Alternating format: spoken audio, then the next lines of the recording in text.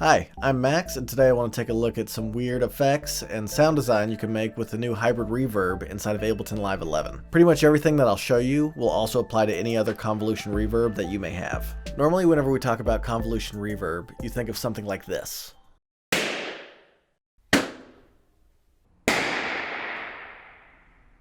If you don't know why I'm popping balloons, I'm recording what are called impulse responses. It's essentially a recording of the reverb in a particular space. You then take that recording and load it into a convolution reverb plugin, or in our case, the hybrid reverb. Then, whatever audio you put through that plugin will sound like it's being played in that space.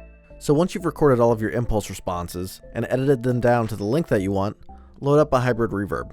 Then go to the drop-down menu in the center and select Convolution. Once you have that, you can drag in the impulse response you want to use.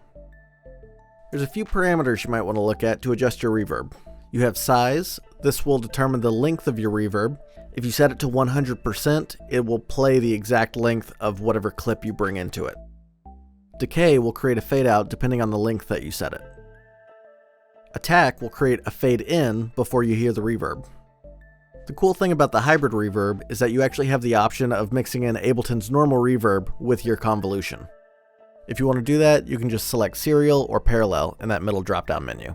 And all of the parameters for the algorithmic reverb are to the right. But today we'll only be using the convolution portion of this plugin.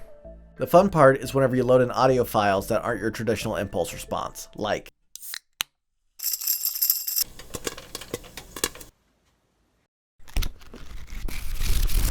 one thing I really like using are sounds with random spikes in volume, like popcorn or dropping coins. Using these is very similar to a delay, except that the rhythm is fairly unpredictable.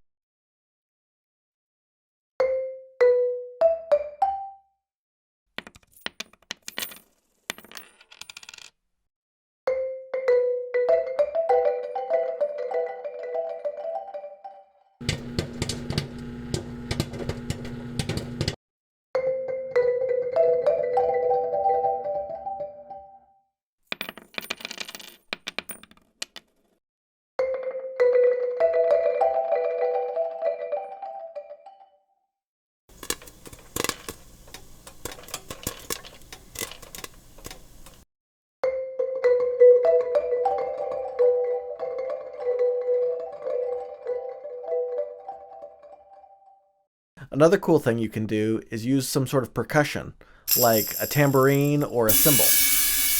When your audio plays back, you'll almost hear the instrument faintly in the background.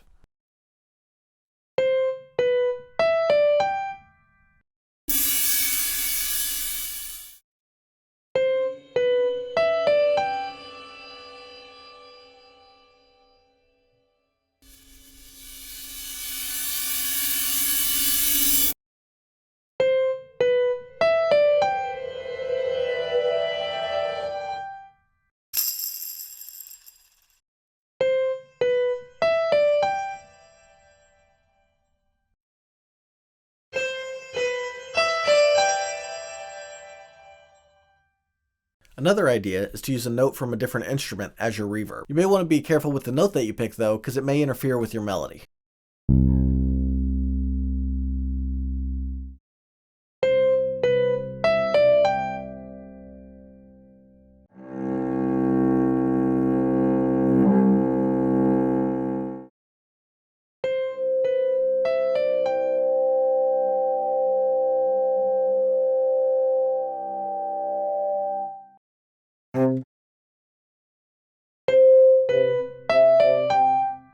Alright, so we'll finish out the video by just listening to a bunch of random things I've recorded and turned into reverb. But before we do that, if you enjoyed the video, feel free to like, subscribe, and comment down below with any other cool ideas you have for impulse responses.